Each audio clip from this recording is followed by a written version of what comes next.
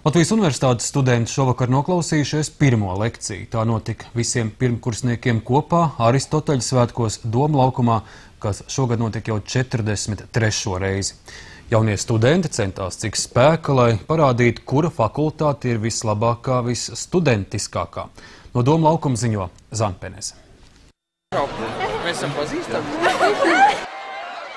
Šovakar Vecpilsēta gulēt neņems. Doma laukums ieskandināts jaunajiem studentiem ar saviem saukļiem, sacenšoties par labākā godu. Geogrāfi labākie!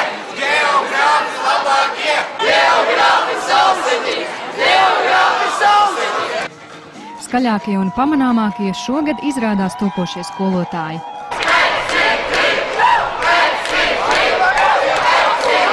Jā, gan skolotāji, gan psihologi, paši labākie! Pirmkursnieki jau sapazinušies pirms Aristoteļa svētkos, piemēram, fizmati vakar ballējās Baldonē.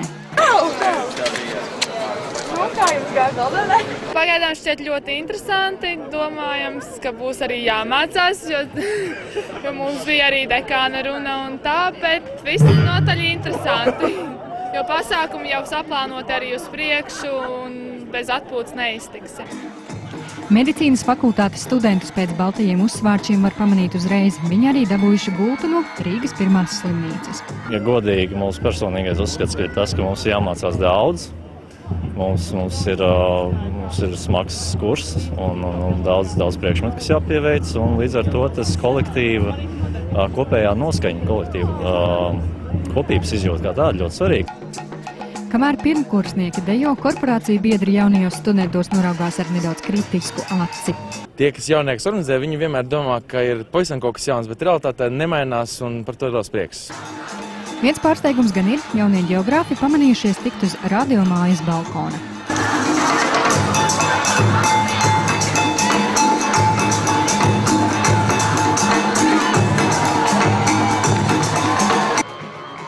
Par godu Latvijas Universitātes 90 gadu jubilejai šogad dejas un tuvāk iepazīšanās studentiem notiek universitātes galvenajā ēkā. Daži nobažījušies, kā tiks laicīgi mājās pirms pirmās mācību dienas, bet vecākie pamāca, lekcijas var sagaidīt turpat. Zanpenese, Ints Ivans, Latvijas televīzija.